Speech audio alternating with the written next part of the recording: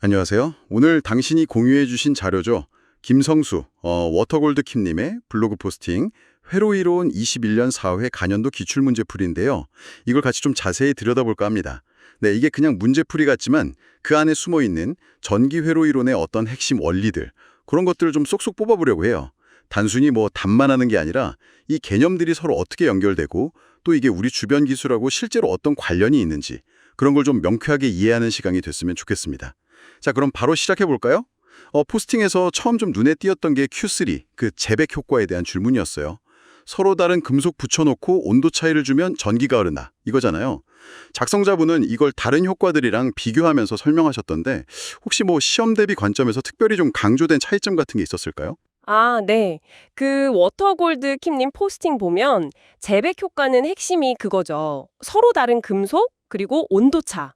이 두 가지를 명확하게 짚어주고 있어요. 특히 이제 자기장 속 도체에 전압 생기는 그 홀 효과랑 좀 헷갈릴 수 있는데 재백은 어디까지나 온도차가 원인이라는 걸 강조한 것 같아요. 그리고 바로 이 원리가 우리가 온도 잴 때 쓰는 열전대의 기본이 되는 거고요. 아, 그리고 포스팅에서는 뭐 줄 효과, 그러니까 발열이죠. 또 압전 효과, 압력이랑 전압 변환되는 거, 이런 것들도 같이 언급하면서 각각 현상의 원인하고 결과를 잘 구분해야 한다, 이런 걸 보여주는 것 같습니다. 아, 그렇군요. 온도 차이로 전기를 얻는 거에서 좀 더 나아가서요. 이번엔 Q10에서 다른 내용인데 회로 안에서 전류 흐름을 제어하는 소자들 있잖아요. 거기에 주목을 하셨더라고요. 특히 다이오드가 비선형 소자다 이렇게 분류된 점이 좀 눈에 띄었습니다. 이 비선형이라는 특성, 이게 왜 그렇게 중요한 건가요? 네, 그거 아주 좋은 질문인데요. 우리가 보통 전압이랑 전류가 딱 정비례하면 뭐 저항이나 인덕터, 커패시터처럼 선형이라고 하잖아요. 근데 다이오드는 그게 아니죠. 특정 전압을 넘어서면 한쪽 방향으로만 전류를 확 흘려보내는 아주 독특한 성질을 가져요. 이게 바로 비선형 특성입니다. 그리고 이 특성 덕분에 우리가 흔히 쓰는 교류 AC를 직류 DC로 바꾸는 정류 작용 같은 아주 핵심적인 역할을 할 수 있게 되는 거죠. 아마 포스팅에서 이 점을 강조한 건 다이오드의 이런 비선형성이 없으면 사실 현대 전자회로가 제대로 동작하기 어렵기 때문일 겁니다. 아, 그래서 그렇군요. 그 스마트폰 충전기 같은 어댑터에서 AC를 DC로 바꿀 때 이 다이오드가 꼭 필요한 거네요.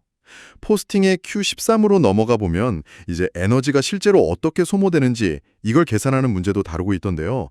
그 줄의 법칙을 사용했죠. 네, 맞습니다. 줄의 법칙, 그 공식 H는 0.24 곱하기 I 제곱 RT. 이거 자체도 중요하지만 사실 더 중요한 건 그 안에 담긴 의미예요.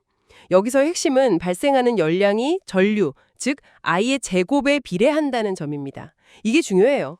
포스팅에 나온 계산 예시, 그러니까 2옴 저항의 3A 전류가 1분, 즉 60초 흘렀을 때 계산한 걸 봐도 알 수 있듯이 전류가 조금만 커져도 발열량은 확 늘어나거든요. 아마 워터골드 킴님이 이 계산 문제를 넣은 건 회로 설계할 때 이 발열 관리, 다시 말해 전류를 잘 제어하는 게 얼마나 중요한지를 좀 보여주려고 한 게 아닐까 싶습니다. 아, 전류 제어의 중요성, 제곱에 비례한다니 확실히 와닿네요. 마지막으로 Q19에서는 그 전기장의 기본 성질에 대한 질문을 다뤘는데요. 특히 대전된 도체 내부의 전기장은 0이다. 그리고 도체 표면의 전기장은 표면의 수직이다. 뭐 이런 원칙들이 언급했는데 이게 왜 기본적인 규칙이 되는 걸까요? 네, 그건 정전계약에서 정말 근본적인 원리들이죠. 도체 안에는 자유전자들이 있잖아요. 얘들이 서로 막 밀어내면서 가장 안정적인 상태를 찾아서 표면으로 이동해요. 그러다 보니까 결과적으로 도체 내부에서는 전기장이 서로 상쇄돼서 0이 되는 겁니다. 이게 바로 우리가 왜 그 민감한 전자장비 같은 걸 외부 전기장의 영향으로부터 보호하려고 금속으로 감싸는지, 즉 정전차폐의 원리가 되는 거죠. 아, 그리고 전기장이 만약에 표면의 수직이 아니라면 전하가 그 표면을 따라서 움직일 수 있게 되거든요. 그래서 정지 상태, 즉 정전기 상태에서는 전기장의 표면에 수직으로만 존재할 수밖에 없는 겁니다. 작성자분은 아마 이런 기본적인 원리들이 전자기 현상을 이해하는 어떤 출발점이다, 이걸 좀 강조하고 싶으셨던 것 같아요. 터골드 킴님의 블로그 포스팅을 통해서 전기 회로의 몇 가지 핵심적인 원리들을 살펴봤네요. 온도 차이로 전기를 만드는 재백 효과부터 시작해서 전류 방향을 제어하는 다이오드의 그 독특한 비선형성, 또 전류 때문에 열이 나는 걸 설명하는 줄의 법칙, 그리고 눈에 보이지 않는 전기장의 중요한 규칙들까지요. 정말 어떻게 보면 다 기본적인 내용들인데 이게 다 서로 연결되어 있다는 게 흥미롭습니다. 네, 맞아요. 이런 기초적인 원리 하나하나가 사실 복합적으로 작용해서 우리가 매일같이 쓰는 그런 복잡한 전자기기들이 돌아갈 수 있게 만드는 거죠. 포스팅에 나온 기출 문제들이 바로 이런 핵심적인 연결고리들을 잘 짚어주고 있는 것 같고요. 그렇죠.